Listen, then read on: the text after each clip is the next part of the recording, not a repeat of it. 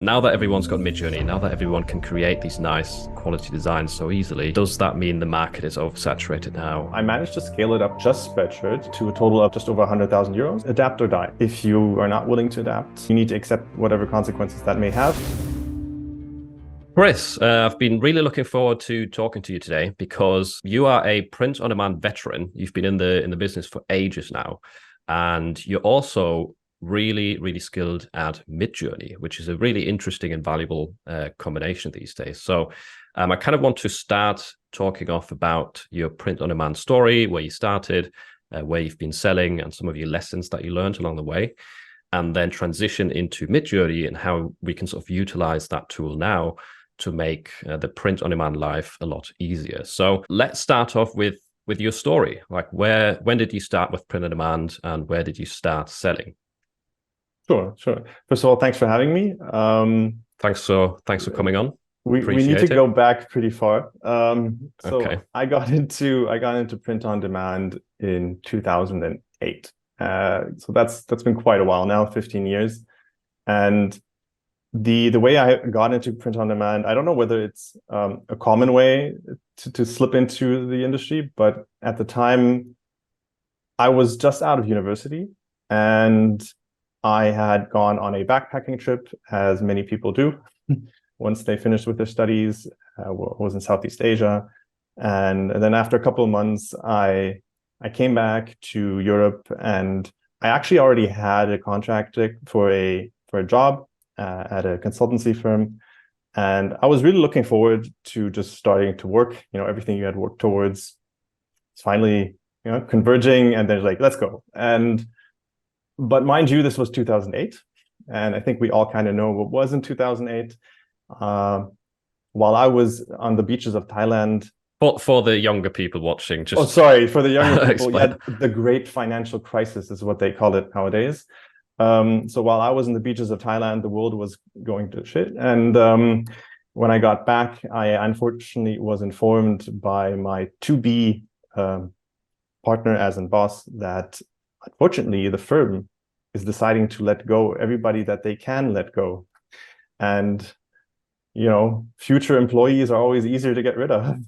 so I literally I got a severance package, a very small one, even before I had worked a single day. And as funny as it sounds now, it was quite depressing at the time. And I was stuck in Berlin, working on tons of applications for new jobs, just like everybody else. And at some point you reach this point where you just can't apply anymore.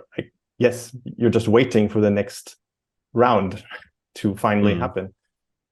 And in the meantime, I said, okay, well, wasn't there this Spreadshirt thing that I kind of discovered while I was working on my thesis about startups? It's like, I like to design. Let's maybe just try to design something and see whether I can sell this. And then I actually created my first few designs, spent way too much time on them, and uploaded them. But at the time, it was all still very fresh and new. And I literally got my first few sales within, I don't know, a couple of days. And when I did, I just realized, wow, that was easy. And since I had so much time on my hands, I just continued to create more and more and more. And it just grew and grew and grew. And yeah, and by the time I started my new job, then I was already making 4 digits on the side, which was great because I needed the money. Was that sort of the really early stages of Spreadshirt when it was just launched, or? I wouldn't say it was it was obviously, compared to today, it was the really early days, but it was not the earliest of days. So at that time, they had already internationalized. So they had at that day, back in those days, they even tried to enter the Japanese market, which they eventually failed and just retreated. But they already had quite a big business at the time, but obviously nowhere near what they are today.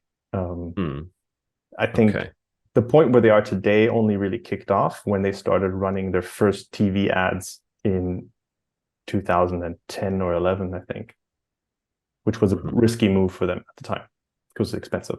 And you get really successful with Spreadshirt specifically, didn't you? So I think within a few years, you you were pulling some really big numbers. So what were those? Yeah, exactly? So people are quite surprised when I say this because they don't associate this with Spreadshirt. But back in the day, I managed to scale it up just Spreadshirt across EU and US to a total of just over 100,000 euros in 2012. There is a reason, however, why I was able to do this.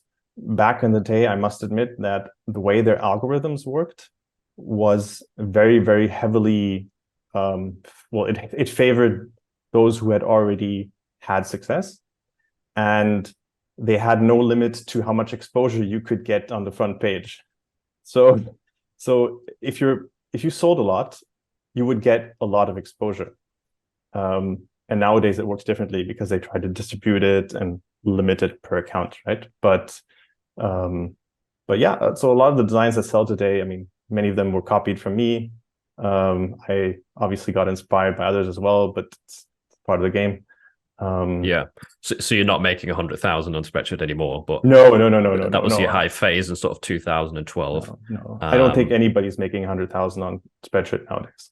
No. Yeah. Were most of those sales coming from the EU platform or US? Because I know it's sort of split, or at least it is now. I don't know if it was back then. Yeah, I would say about 80% of that was coming from the EU platform, for two reasons. So the first reason was that for some reason the demand in the US was very different. So you couldn't just upload whatever you had from the EU and put it on the US platform and just think that would work equally as well, but it just didn't.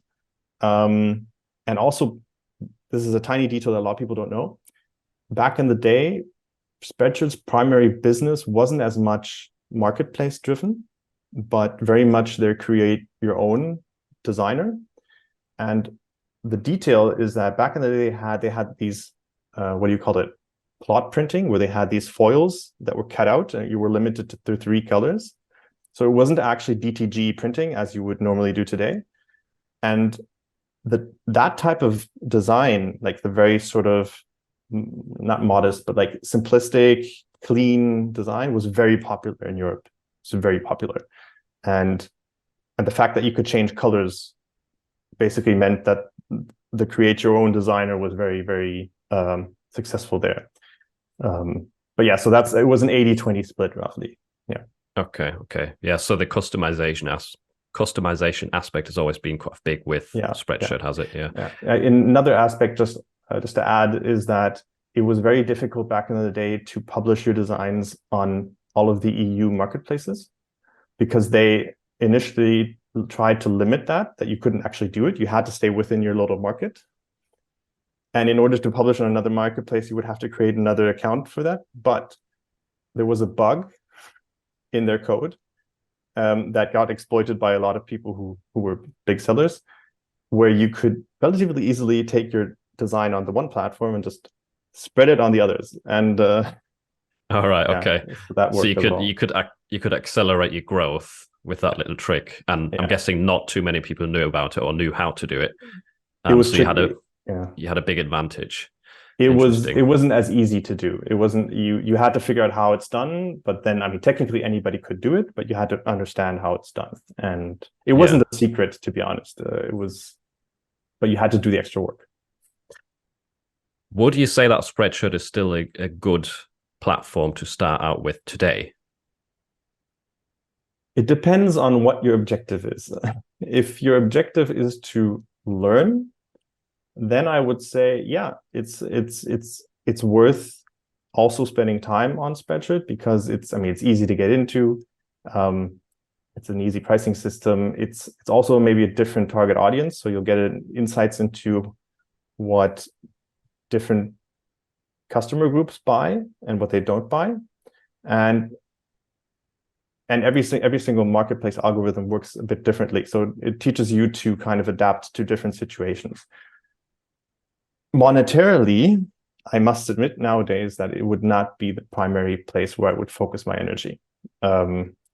Just because, the potential has dropped since then. Yeah. They've grown as a platform, of course, as well, but it's just that the way that they've chosen to compete in the market makes it considerably less attractive for you as a seller, unfortunately, because their competitiveness in the market is at your expense. That's how I would put it. You also obviously started to sell on other platforms besides Spreadshirt after that. So you're on Merch by Amazon, I believe. So what's your experience been like on there? I think you started quite early, didn't you? Yeah, I got into Merch by Amazon 2016, 17. So so pretty much when things really started to kick off, and when Merch by Amazon was still primarily meant to allow developers of games to easily produce merchandise. You don't know the story. Oh, well, the developer thing caught me off guard, but I have heard this before, that it was for specific merchandise for brands or something. So the origins of Merch by Amazon is just, well, let's give indie game developers, an easy way to produce merchandise for their games. And then these print-on-demand people come along and just completely abuse the system to do something else. And the way Amazon deals with these things, though, is good, because they just realize, okay, if that's what people are going to use it for, and there's money in it, let's ramp this up. And that's what they did. So yeah, with the early tier systems that were very restrictive, getting out of tier 2. What were they like? Because I don't know the very early ones. Getting out of tier 10 was so difficult. Getting your first sales, and then just waiting to be randomly tiered up because you hit the right sales number. And back in the day, people were still buying their own shirts just to get out of tier 10, because I think it was tier 10 and tier 25, but things really started to change once you got into tier 100, because then you could experiment more. And before, it was really tough, because you would upload a design, see whether it catches on, but you had so little slots, so you would delete it again and upload something else. And but so that also made, of course, it attractive, because it obviously limits access to the marketplace, and makes sure that only people who are roughly knowing what they're doing sort of get to the higher stages. But today, of course, it's very different. No? Yeah. Well, the tier system is still in place, but I get what you're saying. It sort of makes it. I think one benefit of it as well is that it gamifies it, right? You have to actually put some work into it and learn how to get better. Whereas with something like Spreadshirt, Redbubble, you can just spam random stuff. And if it doesn't sell, who cares? Because you can just upload more. So that definitely has its benefits. But no, Amazon is kind of funny. It is kind of funny that Amazon sort of throws a tool out, and it doesn't matter how it gets used as long as they make money. It's the same with KDP, isn't it? I think KDP was meant for authors to publish their books, and now people are doing coloring books, all sorts of things, notebooks. So same sort of thing there. So which platforms would you recommend nowadays to people to start on, where the potential is higher than Spreadshirt? If it's not just about practicing, where should they go? Well, so I personally had a surprisingly good experience on Redbubble, to be honest. I know that a lot of people don't like Redbubble because they just don't like the way their system works. And to be fair, their platform has also changed over the years, of course. But I actually did surprisingly well with stickers, right? And if you sell a lot of stickers, they add up. They add up a lot. And the nice thing with Redbubble was that they had access to hoodies and stuff like that, and higher like premium products much earlier than Amazon, right? And so that made it attractive back in the day. Nowadays, I would still focus on Redbubble as well, simply because it has, well, not focus, but pick it as one of your platforms, because just in the end, what you need to think about is you need to remember, where are you going to invest your time? And I think for me, Merch by Amazon is a given, so you should definitely go for that. But you might have trouble sort of getting through your tiers at the beginning, or maybe even getting accepted. That's still a thing, from what I hear. And by the way, maybe like don't buy accounts from shady places, like, because you never know. But basically, focus on the sites that get the most traffic. That's what I just say. So, and you can use all of the different free tools on the web. It doesn't matter whether they're estimates or not, but you can use SimilarWeb and stuff like that, and just look for the top sites in terms of web traffic, because web traffic immediately translates into sales potential.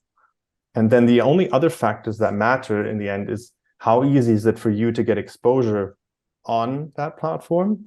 And what I also personally like a lot is the more complicated, as in like challenging the platform is, the better it is for those who are willing to go that extra mile, right? Because if it's too much work for 80% of the people, well, that means you've already eliminated 80% of your competition. And if you're willing to do that work, well, then potentially you can make a lot. What would be an example? What would be an example for that then? What would you say is like a challenging platform that eliminates 80% of the people? Or so challenging may not be what you expect me to say now, right? But have you ever used Society 6? Oh, yeah. In the early days. Yeah, in the early days, right? So Society 6, you could make a lot of money on Society 6, but you had to go through the pain of how their products were published and created.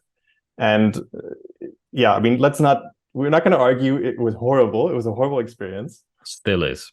And it still is. But if you were willing to do that, and because also you just didn't have the option of going to Merch by Amazon, well, then that might be well invested time, right? Yeah, I did that a little bit at the start, and then I just used upload automation for it because it's like 20 minutes per design. Yeah. So yeah, I was one of the 80% that gave up, but I found a different way to do it, let's say. But no, that's a good point. Sometimes a more challenging route can be more fruitful if you stick through it and you work your way through. That's a really good tip, I think. One topic that people mostly struggle with, especially if they're starting out with print on demand, is finding niches or doing niche research just in general. So as someone, you've been in this for over 10 years, how do you pick your niches, or how do you do niche research? So first of all, I don't pick any particular niche, right? So it's not like I don't say, okay, fishing is a good niche or hunting is a good niche. That's basically not how I approach things. And because any niche, especially if you're going on such a high level, of course, it is just too high level. You always need to look at sub niches, right? And then each one individually can be either interesting or not. The way I usually do my research, if I have the time to do it, of course, because it is a bit of work, is that I would use a keyword research tool, and it doesn't really matter which one you take, as long as the relative search volume amounts are in line. Try to figure out which of the niches that are getting a decent or a very good amount of search volume. But that doesn't mean, well, go with the one that has the most, because then you'll end up in fishing, right? And if you just go for fishing in general, then you're going to have a tough time to sell something out nowadays. But if you look at the sub niche for fishing, let's say I'm just going to pick something now, right? Let's be it bass or catfish or whatever, it doesn't matter, or a certain subtype. Then look at that search volume, and then always try to put it into a relation with the competition. Now, the question, of course, that people have is, how do I figure out where the competition is? Well, there are indicators, of course. You can look how many listings are there, what is the quality of the listings that are already on the platform. And then I try to sort of just create a ratio, right? You can do a 2x2 matrix, and you just go market potential, which is in terms of search volume, and then you've got competition, and then you can plot it. And then based on that, you can easily sort of categorize niches into really attractive, somewhat attractive, also somewhat attractive but different, or just, don't touch it because it's a waste of time. So that's like the broad sort of initial approach that I do, and that doesn't take very long. Once I do pick one, Before we move on to the next step, sorry. Yeah, sure. A couple of things that I think would help people out is, you said you have a look at the search volume, right? Which tools do you recommend, or which tools do you use to actually figure out the search volume for these specific niches? So I used to use Keyword Tool IO, but that is a fairly expensive tool. And nowadays, I would not necessarily say that you need to do that. Other people would use stuff like Merch Informer or Merch Ninja. It doesn't really matter, right? As long as they provide some form of keyword search volume, then that's useful. If it's a platform that can give you Merch by Amazon, or sorry, just Amazon search volume, and Keyword Tool IO, for example, does that, then that's obviously even better if you're selling on Amazon. But also because Amazon is always a good reference point, right? Because it's heavily consumer focused. Google is trickier because it mixes together with lots of other types of search. And I can't remember what the statistic was, but there was a statistic about the US that 92% of all initial purchasing search queries are started on Amazon and not on Google. And this may have changed now in the past few years with Google Shopping, but it says a lot about the very different type of search intent that goes into Amazon than goes into Google. That being said, you can easily just use something like Keywords Everywhere as well, which I personally find really good because it literally shows you keywords everywhere, and it's also very, very cheap by comparison. And again, it's not about the absolute numbers, right? It's about the ratios. Okay, yeah, that makes sense. And the second part of that was the competition. So can we say that's just the search results on Amazon, or will you look on different platforms? Because I sometimes check Redbubble, TeePublic as well, to get a feel of different platforms, not just one. Yeah. So competition is more difficult, of course, because as you say, it's different on every platform. The reason why I usually recommend Amazon anyway, is because Amazon just gives you so much data, right? There's just so much, it's just abundant, including bestseller rankings and everything. And of course, Redbubble is not the same type of platform, but it's reasonable to expect that it will be similar. Now, the competition on Amazon will probably be higher, I would say, simply because it's such an attractive market. But there's just so many different factors that go into it. You can also look at how many designs have like ratings, reviews, and are reviews and ratings relevant on that platform? So it's not just do they have it, but is it also relevant for how customers make decisions on that platform? And that's different everywhere. For Spreadshirt, for example, reviews don't really make a difference. They have these reviews, but they're just for the products in general, not for the designs. So it depends on a number of factors, right? Yeah, on Amazon, if you see a lot of shirts in that niche with a lot of reviews, then that is a lot of competition, essentially. Yeah. But it also depends on the quality, right? So if a listing, just because there's a lot of listings, doesn't mean that they're all relevant competition. So if you have a very badly optimized listing, or not you, or if the competition just doesn't have very well optimized listings, then it doesn't matter that there's 100,000 listings. They're never going to show up anyway. You can easily slip up in the rankings just because you optimize for a particular keyword, and it may be a different keyword from what the majority are optimizing on. So like one of the things that I particularly recommended people at the beginning when they start out is, especially since you're not too experienced and you don't have the weight of experience to really push yourself into a very, very competitive niche, is pick something with a quote and then check. Let's say we'll stick with fishing, right? But so instead of checking whether people are searching for fishing t-shirt, just look at your quote and just check, are people searching for the quote? If people are specifically searching for the quote, then it will show up in the autocomplete. And if you then optimize just for that quote, then yes, you will get less people, or sorry, not less people, but you won't tap into the big market, but you will tap into the smaller market, and you will do it in a much better way than the guy who is optimizing for the larger niche. And that's how you get your sales, especially at the beginning.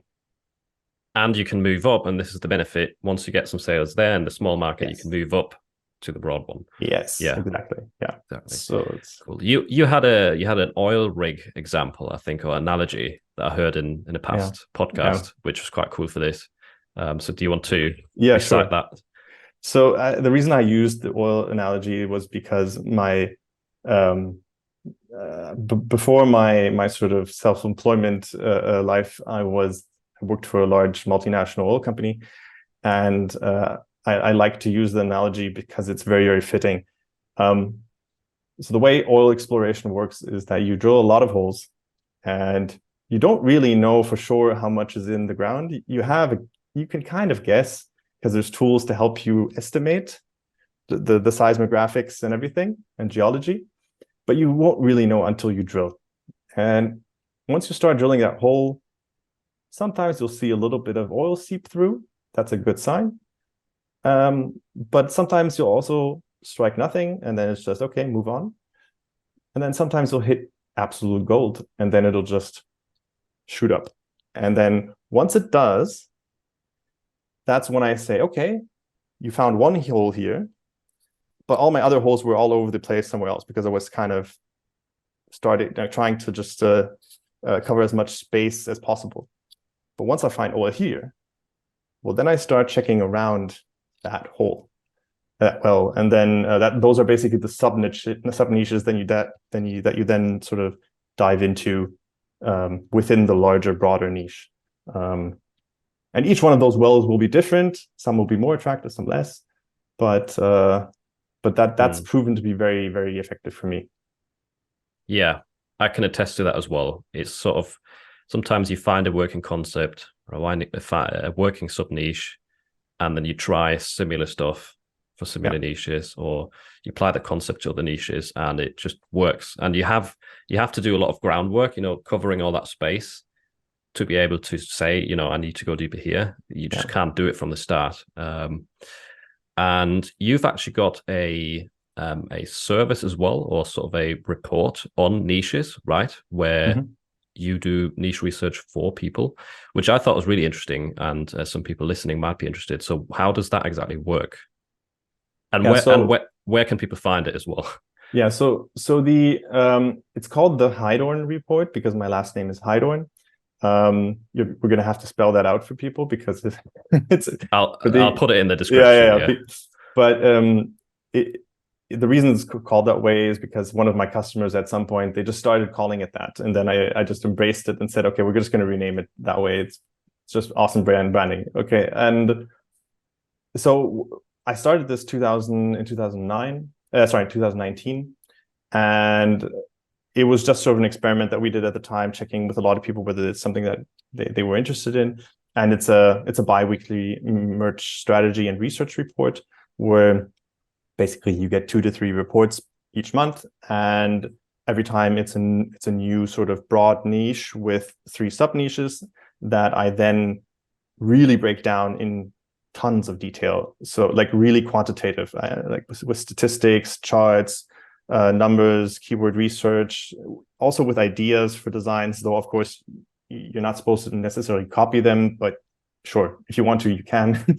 And just a whole bunch of inspiration and guidance. And it's mainly targeted at people who maybe they know how to do this, but they just don't have the time, right? Because they've got a full-time job, they've got family, and they just want to focus on designing. And so this is meant to help those people. And the strategy part, which is basically every month or so that you get one of the older reports that I've basically, just because you're sort of starting late, it doesn't mean that you don't get the old ones, you just get them slower. They cover a lot of the foundational basics and skills, but also advanced tactics that I've used over the years. And they can be applied to pretty much anything in e-commerce or online marketing, but it is specifically in this case in the context of merch by Amazon and print on demand in general. And yeah, so that's still going. And I mean, just to give you an idea, it's been around for a while. We're at number 85 or now for research reports.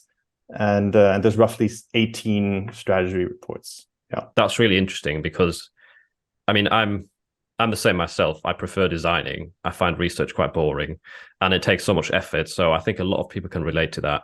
And yeah, just getting some guidance and examples, I think, would be really helpful, especially to beginners. And yeah, so that's it in terms of niche research. I think there's a lot of valuable insight there. How do you approach writing your listings then, once you've found a niche, once you've created some designs? Yeah, so this is also, of course, something that changes all the time, right? Because the platforms change the rules. Then sometimes certain things just don't work anymore. So I'm going to use the Merch by Amazon example just as a specific one. Back in the day, people would just put in the search terms directly, like verbatim, and put them in as much as they can. And unfortunately, that was very, very effective at the beginning. It obviously didn't do much for the customer experience, which is why they eventually changed the way those rules work. And this is what I kind of also teach in all those reports, is that basically, if you're going to optimize for a specific keyword, then do that. But that doesn't mean that you're supposed to stuff your listing with keywords. But instead, and far too many people do not do this, just put yourself into the shoes of the customer. And what is the kind of product listing that you would like to see? And not just in the sense that this is what I would like it to look like, but whenever you are searching for something to buy and you enter a certain search term, what is the listing that you would then want to see that will appeal to you and make you click on it first? And then once you look at the bullets, convince you to buy. And it's not, oh, the best design idea for your father's birthday necessarily. You can use those kind of things, but you don't have to. Like a lot of people stick to this like as a concept religiously, but it can be so many things. Like, and the more you know about the niche, the easier it will be for you to craft listings that are appealing, that speak to the audience. Like it's just sometimes it's like also these small little details, jargon that certain niches use, and then it will speak to them, and then they'll just think, oh yeah, this is exactly what I'm looking for. And yeah. Oh, what would be an example of a bad listing then that doesn't speak to people? Is it copy and paste the same keywords, just lots of commas, or yeah. So anything that's just stuffing keywords in there is in my opinion, and if it sounds and reads unnaturally, like if you well, let me think, what's an example? What's a good quote? Just I'd rather be fishing. I don't know. Yeah, I was saying I'd rather be fishing, right? Don't try to stuff I'd rather be fishing into the title, the brand, and both bullets. Like, no, like it's fine if it's in there somewhere once, that's fine. And ideally probably just in the title, right? And then in the bullets, I would use copy that is, and when I say copy, I mean like sort of a wording that is something that people from that niche can relate to. And if it's something that's related to a certain occasion, right, a birthday or something, that's sure, fine. Then you'll use copy that fits into that. But like, don't just plaster it. Like the point is not to put it into every single piece of text. Because it just looks weird. So your focus is more on making it a readable description that will appeal to customers rather than filling in as many different keywords as you can. Yeah, because in the end, so my interpretation of how the Amazon algorithm works nowadays, and again, this is just specific to Amazon, right? Because all of the other platforms have different algorithms anyway, so you can't always apply it everywhere. But the approach that I choose is very easy to apply everywhere because it's just a principle. It's just a principle, make it natural, make it addressed to the customer, and just answer the questions that the customer may have about that shirt. And the weirder it looks, the less likely they are to even read it.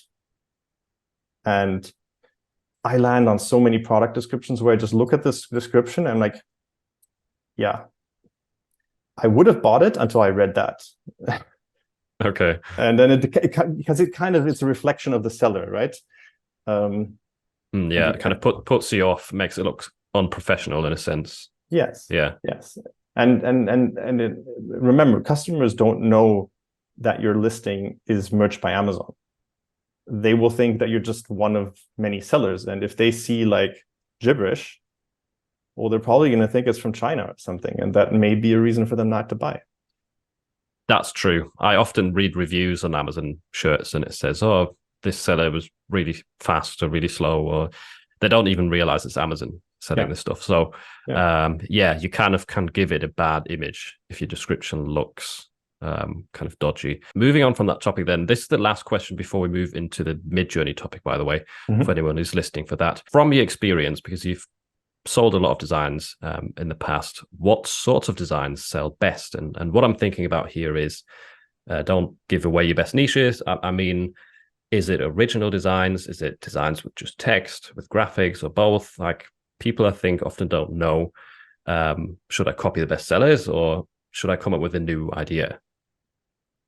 So this is obviously very subjective, right? Because the more you focus your own work on, the more likely you're just going to find like confirmation in what you're doing. But my personal experience has been that, and it doesn't matter which platform you're on, is that humor will always sell, and like if it's tasteful, and anything that is associated with some form of a statement, right, will almost always, not every statement will sell well, but from my experience, they're much easier to sell than something that is purely just a graphic, purely just a design. It doesn't mean that the design is not important, like the illustration part, but just throughout all of my experience, I have almost always combined a text, and usually it was just some form of quote or a pun or whatever, with a high quality illustration to complement it.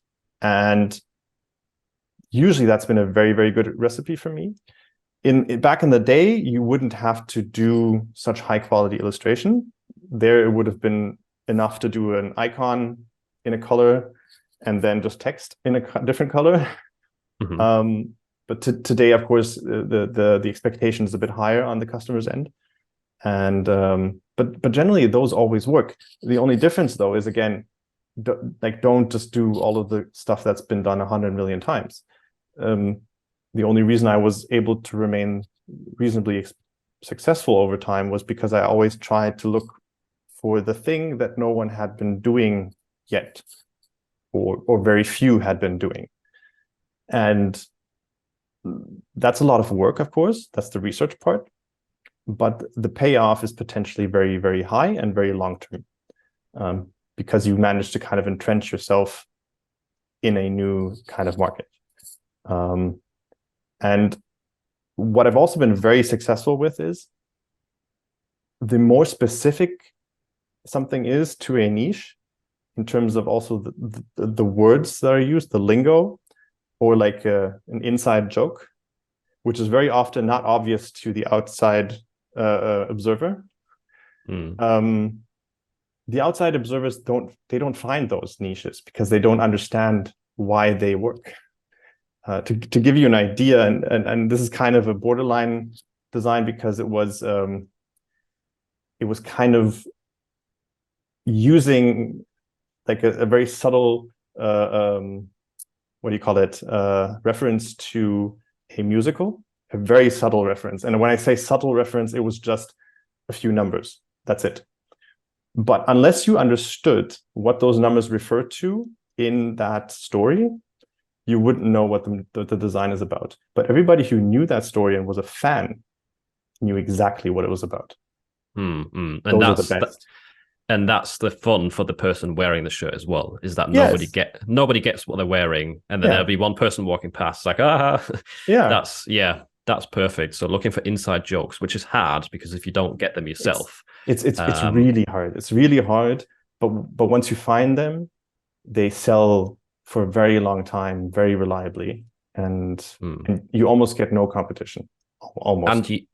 And you can find them in niches that you don't necessarily understand or are interested in, because one of my best sellers is a pun that, again, is somewhat inside joke in a topic. And I'm not interested in that hobby either, but it has worked for me.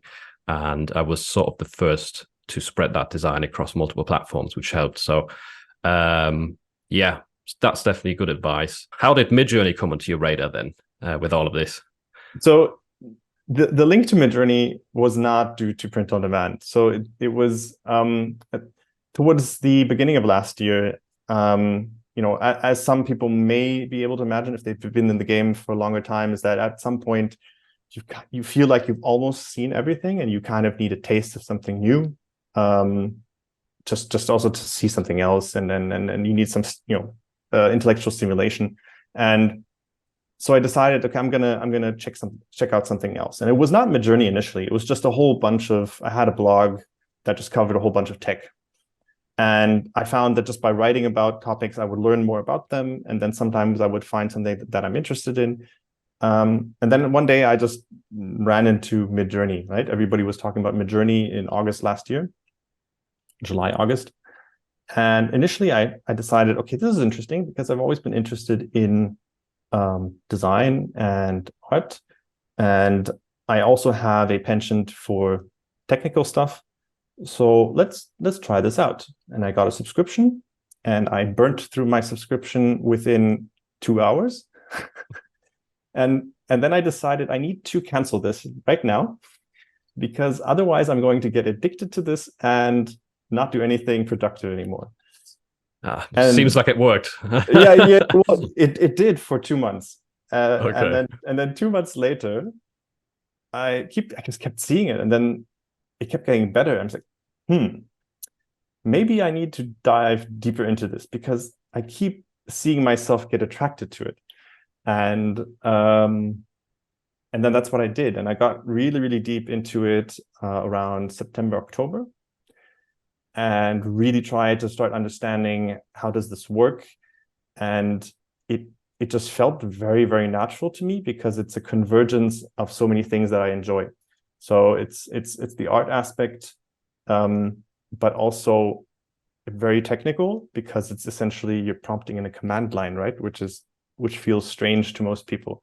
But since I'm at least on a hobby level, I can program and code. It did not feel foreign to me. Maybe a bit weird, but it was kind of cool. And then I started to realize that not everybody really understood how it worked or what to prompt. I kept seeing so many people prompting the weirdest things, and like, that's never going to work, my friend, never. Or it doesn't do what you think it does. And then I just kept getting deeper, and then in December, I decided, hey, you know what? I'm just going to try out a YouTube channel. And I don't know how it's going to turn out. And I always felt like, oh, that's going to be weird speaking in front of a camera to myself. Crickets, nobody really listening. But then it turned out really great. And it was lots of fun. And I mean, I've been doing this now for what? 8 months now. No, 9 months. Crazy. And time flies when you're having fun. So now that you're quite well versed in Midjourney and you spend a lot of time with it, what do you think are some of the best print on demand products that you can create with it, or what is it most useful for, perhaps? Well, I think I don't think it's so much about what are the best print-on-demand products, because I honestly think you can use it to create any print-on-demand product, like literally any. You'll just use it differently depending on what you're doing, right? So if you're more focused on stuff like tapestry, bags, and things like that, or maybe even mugs, then you might work more with like patterns, and you'll generate patterns in Midjourney. And the great thing is that you can also create seamless patterns in Midjourney, which is seriously a game changer, and it creates really, really aesthetic things. So that's one thing that's really good for. But I mean, even the obvious stuff, all of the people, and I know this is not going to be a nice thing for illustrators to hear, especially not in Southeast Asia, but if in the past you've had trouble making your designs, like increasing the quality of your designs by complementing your typography with some really aesthetic illustration, well, with Midjourney, it becomes so easy. It becomes so easy. And all of a sudden, you're capable of producing really high quality products.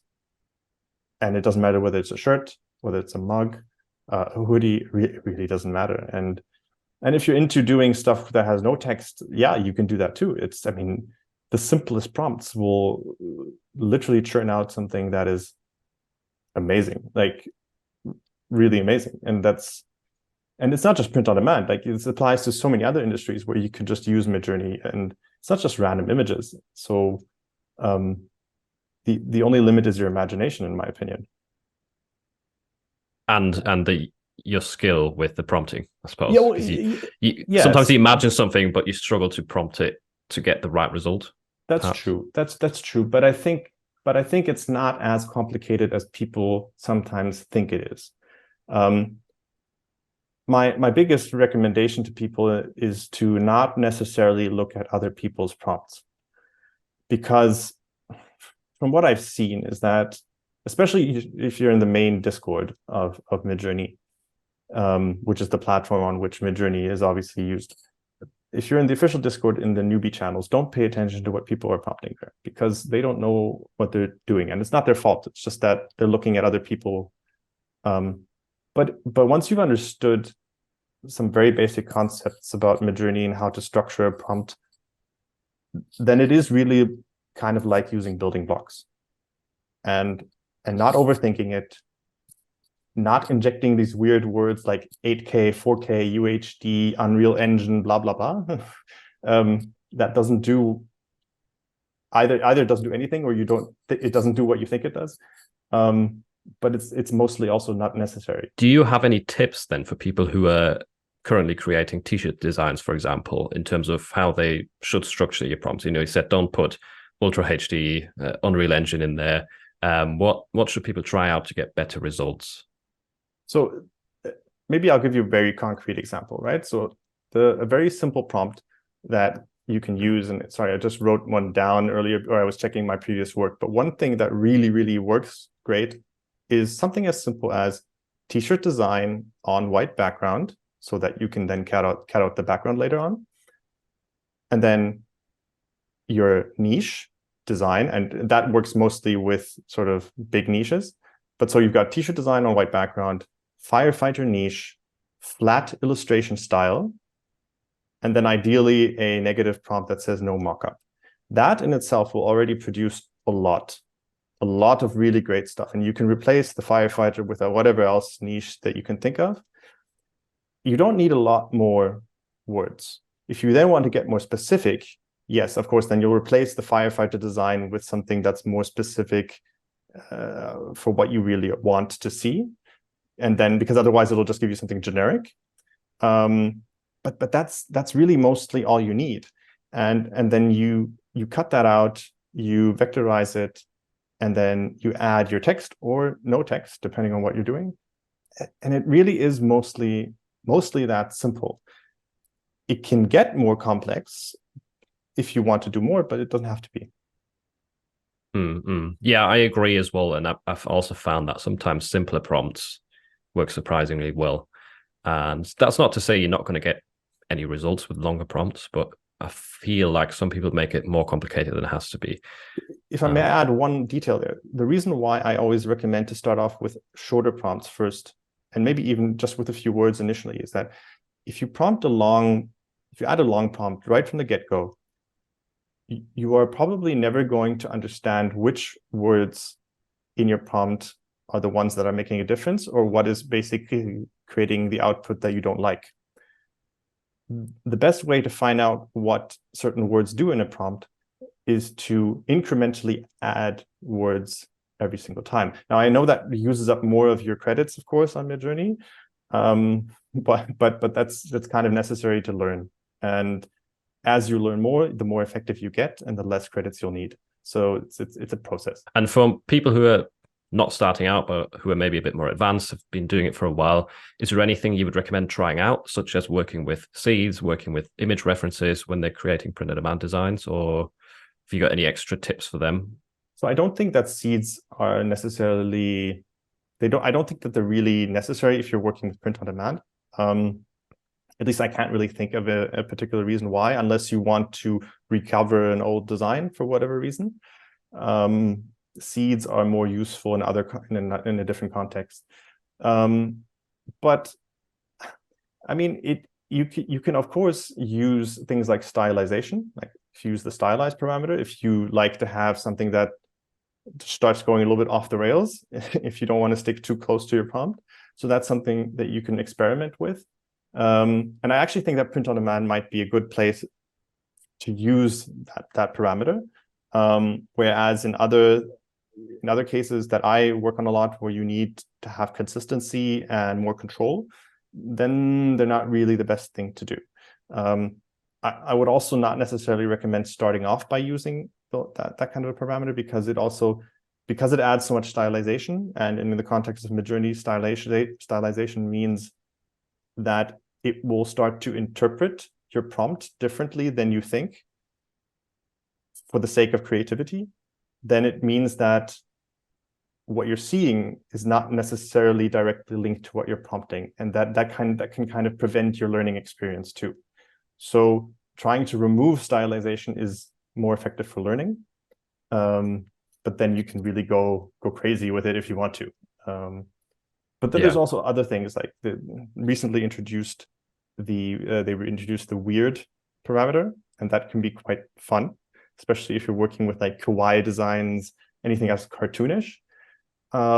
Image references, I would be careful, because image references tend to have a strong influence on the output that you get.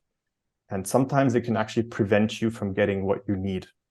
So at the very least, if you are going to use an image reference for an initial image, and if that initial image is not quite what you need because it's too much like the reference, then the next step would be to take that image and use the very strong feature on that, because that will then take the essence of that concept and just spin it around and give you a more crisp output, but without using the reference. So that's a potential workflow. That's a good tip. So if you've got an image reference, the new AI image is too close to the reference, use the vary button to get a different variation. But make sure that you remove the image reference in the remix prompt then. Yeah. Interesting. And in terms of the general process for print-on-demand sellers, which I always hear questions about, I think people are quite confused. Once they've got a Midjourney image, do they then vectorize it? Do they upscale it? Do they remove the background before or after? Like, people are so confused as to what to do next, I feel like. So what would be your recommendation in that case? I think it largely depends on what you're trying to do, right? Like, what's your objective with the design? If you want a very versatile design that you can basically use forever, scale to whatever size that you need with limited quality loss and all that kind of stuff, then I would definitely vectorize it. And if you do that, then I mean, the best practice approach is to remove the background first and then use a vectorizer. Some vectorizers will do that for you already. But that would generally be my recommendation. Now, with vectorizing, the old school way would be to do it with Adobe Illustrator's image tracer, which, yeah, is it was okay for It what was, yeah. it was okay. It was okay. That I'll leave it at that. But nowadays there's quite a few tools out there that do a much better job, and are a lot more user friendly as well. But if you such as such as for also the one that's very well known now recently is Tracejourney. Tracejourney is very convenient because it's a Discord bot that you can use straight within Discord, and I think it's very appealing particularly for the less tech savvy people. That does cost money though. There are free alternatives on the web. So for example, Vectorizer.ai does an excellent job. And but it's becoming paid soon as well. I've heard in September. Yeah, it's still in beta, and that's what it's free. It's an amazing tool. Like, I use it all the time too. But yeah, if you're watching this in the future, it might not be free anymore. My gut feeling tells me that Tracejourney uses Vectorizer AI's API. That's my gut feeling. It's just my gut feeling, but who knows? Possible. Maybe if the prices go up in September, we'll know. You may know. Yeah. And in terms of removing background, because again, there's a million different ways to do that, and I feel like people really struggle with that, especially if they've got more complex graphics where the outline isn't really clear. Like, have you got any suggestions there in terms of how to do that best? Yeah. So Tracejourney does that as well. So that's interesting for everybody who either doesn't have a Mac or just wants to stay within Discord. But for anybody who has a recent Mac, you can just take any image, go to the file in the Finder, right-click the file, go to the Quick Actions menu item, and then choose Remove Background. And then it removes the background. A lot of people are not aware of this feature. And I wasn't aware of this until a few months ago either, but it is really good. It is really good. Yeah, and it's free. It's straight in the OS. That's really interesting. For people who have an Apple, for Windows people, obviously that doesn't work. But no, if you've got a Mac, definitely check that out. If it gets good results, that's a good alternative. For Windows, unfortunately, I don't have a recommendation because I switched to Mac 15 years ago. So yeah, no worries. Well, I'll give a few recommendations then. Obviously, if you want to put an extra time and get more accurate results, use something like Photoshop, Photopea, do it manually. I have got that covered in different videos. Or there is ClipDrop, which is a free website where you can do it with files up to 1024 by 1024 pixels. Coincidentally, you can do it there for free and get really good results. And My Designs also has that same background remover from ClipDrop integrated in bulk, and it gets the same great results. So that is a bit easier to do, but it's not always going to be 100% accurate. If you want to be 100% accurate, try and learn how to use Photoshop or Photopea, I would say. So on the topic of tools then to help with Midjourney, do you have any other recommendations? Because I know you've got one yourself, which I've mentioned in a video. Yeah, it's kind of the only tool. So I don't use many other tools related to Midjourney itself, just because I'm a bit of a purist. So I actually just like typing. I just type my prompts most of the time. I don't use any other tools really. The one tool that I do use is a tool that I built initially primarily for myself, because I got so tired of copying and pasting the previous prompt that I wanted to reuse, and then I go down to it was so tedious and cumbersome. And so I decided to use my limited coding skills plus some help from ChatGPT to build a Chrome extension that was very simplistic at the beginning and just allowed me to copy the entire prompt and then just paste it in. But then people started noticing it in my videos and then asked, what is this? Like, where can I find this? Where can I get this? And then I decided, okay, maybe I need to make this a little bit more professional. And then I built the Promptalot Chrome extension. And yes, it sounds like a reference to Camelot, and it is kind of an inside joke. but it's mostly about prompting a lot. And it's available as a Chrome extension. It's for free, and it works. The extension works by itself and does everything it should do. It allows you to copy certain sections of the prompt, sometimes just the image prompts or just the text prompt, the seed.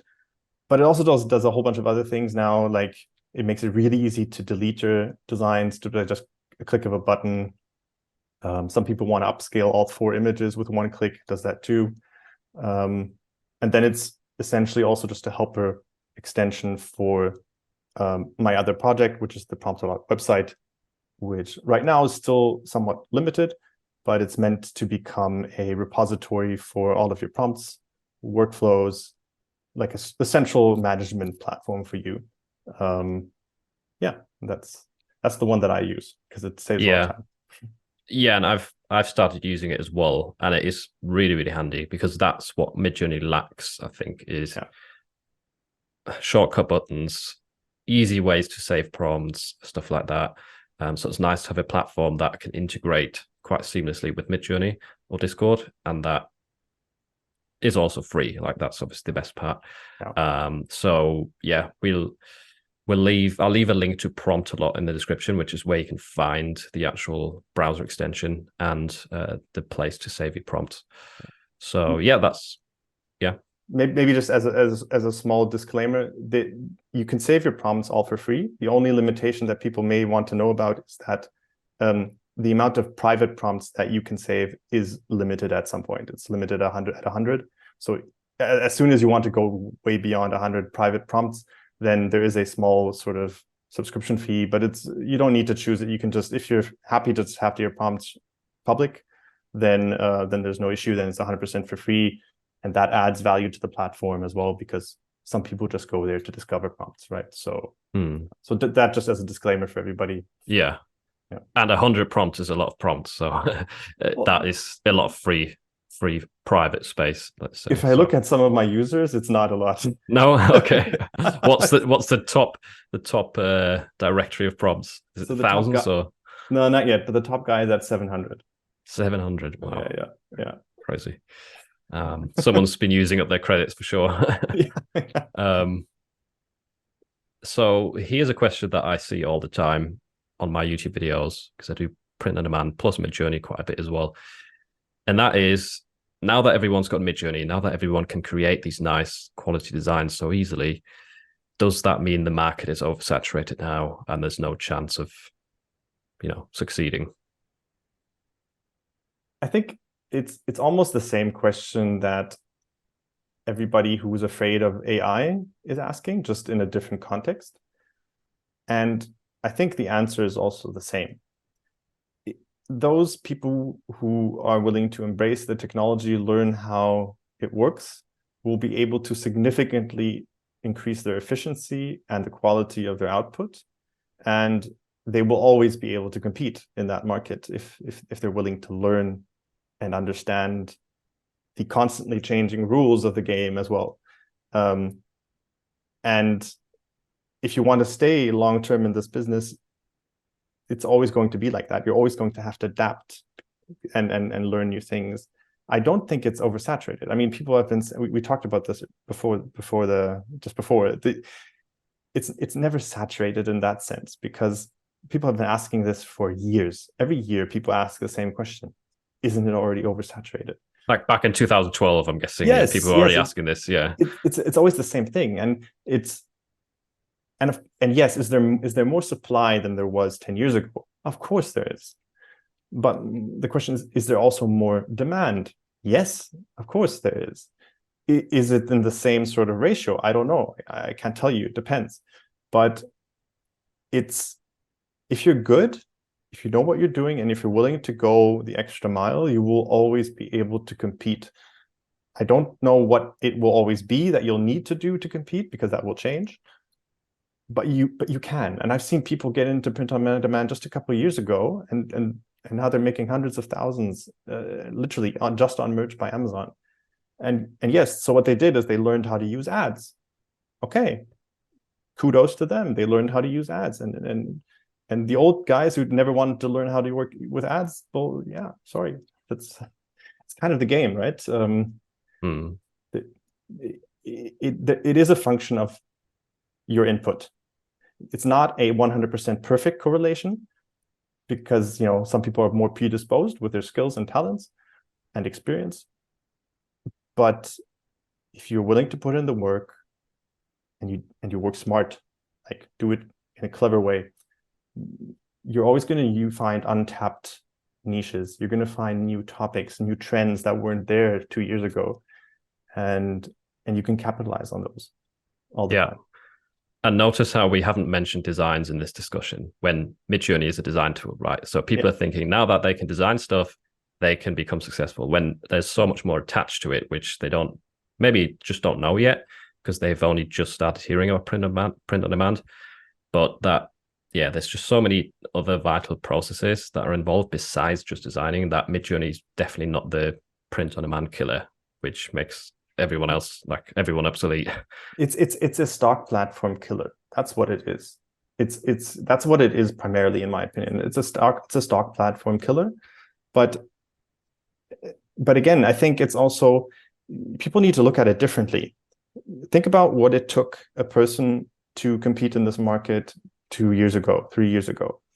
At some point, if they're not an illustrator themselves, or they're not talented in design, but they're good at research, they still needed to find some illustrator, maybe in Southeast Asia, who would help them. That would cost money, a lot more money. So that's a barrier. But they still did it. Now, you don't need that anymore. You can invest your time and maybe your small Midjourney subscription, the basic one, which is not expensive. And you can now do so much more. That means you've actually reduced the risk that you need to take in order to test this business model. And I think that's a great thing.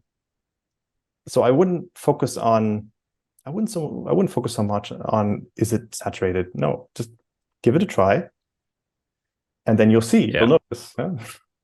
Cover some ground, like we said at the beginning with the oil example. You have to spread out designs into different niches to see where you might find some oil. And whether you do it with Midjourney or with Illustrator, Photoshop, whatever, Midjourney makes life easier in a sense that way. I think it's a good thing. Yeah, I think it's a big advantage for everybody who's good at research. It's a big advantage. It eliminates one of your other problems that you had before. And it will supercharge some people who just are creative, because they'll just produce so many great designs. And you also need to think about how the ability to create so many designs makes it easier for you to experiment as well, because you are able to cover so many more niches in a shorter period of time. So, and of course, others can do the same thing, but this brings us back to what we talked about earlier. How many people are willing to do that? You need to be willing to go the extra mile, because everything that has value is a bit difficult. Everything that has value is a bit difficult. So, yeah. Discomfort creates comfort. Like you don't have to struggle to create value. That's definitely definitely true. And another analogy I wanted to bring up here with the whole Midjourney thing is that maybe, I mean, I don't know for sure, but maybe when the smartphone came out and people got access to, like everyone got access to high quality cameras through their phone, basically, maybe people then were scared. Right now everyone can be a photographer. Now photographers are just pointless, right? But we still have photographers, because most people don't know how to actually use their cameras on their phones, how to get the right angles, the right lighting. There's so much more to it, which, once again, just because someone has Midjourney doesn't mean they can be successful at print on demand. You need to go a lot deeper, through a lot more struggle than just writing a prompt, uploading the design, and that's it. Like it's just not going to work. So yeah, Midjourney is just a tool. It depends on how you use it, I think. And you just always need to adapt, right? Be adaptable. That applies to everything in life, not just print on demand. I mean, in 2013, I wrote the small ebook, right? Because I had time, and I thought, okay, maybe write down my sort of story, share some insights. And there's a quote at the very end of that ebook that says, "Adapt or die." And And that's so true. It's so true. If you adapt, you will be fine. If you are not willing to adapt, then you need to accept whatever consequences that may have or may not have. I don't know. It'll be different. But I think the flexible people are the ones who usually always make it out somehow. Yeah, that's a great quote. So lastly, then, do you have anything else in the works with Promptalot or any other tools, plans for Midjourney? Yeah, so within the limited amount of time that I have every week, since I kind of try to put out one video at least per week, and it isn't as easy for me as it is for some people, because I don't just cover news. I try to actually do some in-depth stuff in Midjourney. I try to work on Promptalot right now because I'm seeing how I've been a bit overwhelmed by how many people are using the extension now. So I'm feeling a little bit of the pressure. And also the pressure to actually evolve the product into closer to what I have in my head than what it looks like right now. And I honestly think that if I'm able to build what I have in mind, and it's going to be completely tailored towards my specific needs for the things that I see that have value and that are needed, then I think it's going to be really, really useful for a lot of people, other people as well. And we're still very early in the process, and I'm kind of learning on the fly what is needed and what not. But yeah, so I can't tell you what it's going to look like. Okay. Do you have any sneak peeks of like anything that's coming soon or will be added to the tool, or do you want to keep it secret? Well, there's a couple of things. I do have a roadmap that is public that people can check. It's not super sophisticated, but it's a little bit based on what people are requesting. So two things that I am planning on putting in is, first of all, the ability to easily split like an image grid into 4, which it's not a big thing, but some people seem to want to have it integrated into the extension, and it's not too difficult for me to do. Then there's another thing that some people have asked for, the ability to sort of have a retractable bar, because some people find it a bit intrusive. So I will probably build that, but because the bar is also kind of a little bit of advertising for me, it might be a paid feature. I don't know. We'll see. And there's one other thing that I'm working on, and I think I almost cracked it. I'm not quite there, but it's very difficult to automate the prompting process. So right now you still need to go to the text field, hit the /, enter imagine, and then paste in the prompt. And I have managed to figure out a way to technically do it with a click of a button, and it works. It's just a bit challenging because it requires some user-specific tokens and identifiers and stuff. So I need to find a way to integrate that in a way that will be, how do I put this? So that it feels secure and safe to the user, and they don't have so that they don't need to have the idea or feeling that I'm going to have access to that or something like that. So I'm very mindful of like the privacy and then permissions thingy. So I'm trying to find a way how to do it in a very elegant way. Okay. Once I get that. So you could do it, but it's not how you want it yet. It's not proper. I can do it for myself right now because of course there's no limits. But it's very difficult to translate it into an elegant process that is easy to use. But I've managed to do it. Yes. So it's basically just a direct API call, and boom, it just prompts. That's really cool, because that's actually one thing I also thought it'd be really nice to just be able to paste a prompt without having to do all of the imagine stuff, or just click one button to bring the imagine prompt up. Well, now imagine I could technically do this from the Promptalot website. I wouldn't have you would have to be you wouldn't have to be doing this within the Discord window either. So cool. Yeah, that's really interesting. Yeah, it took me a while to figure out. I went on a scavenger hunt, but yeah, really cool. You're still in the process of figuring it out, but do you have an estimate on when it might become possible? No idea. Okay, no pressure.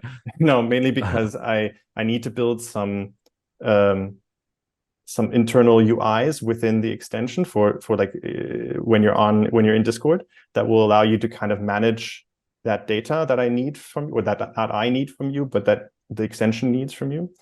And I'm like nowhere close to figuring that out yet, just because I don't have time. Okay. But no worries. But trust me, I'm trying to get that to work. Yeah, yeah, no problem. All right, where can people find you if they want to learn more about you or about Promptalot, Midjourney? Yeah, so you can find me on YouTube at Tokenized AI, or you can find me on X, formerly known as Twitter, at Chris Heidorn. And I'm also on LinkedIn. I'm mostly active right now just on YouTube at the moment, just because I've had other priorities. After that, it's kind of X, Twitter, and soon maybe also LinkedIn. We'll see. Yeah. Okay, cool. Awesome. I'll leave the links to those in the description for easy access. And it was great talking to you. A lot of valuable insights for both print on demand and Midjourney, which is super cool. So thanks a lot for coming onto the show. Appreciate it. Thank you for having me. And we see you later. Bye. Yeah. See you soon. Cheers.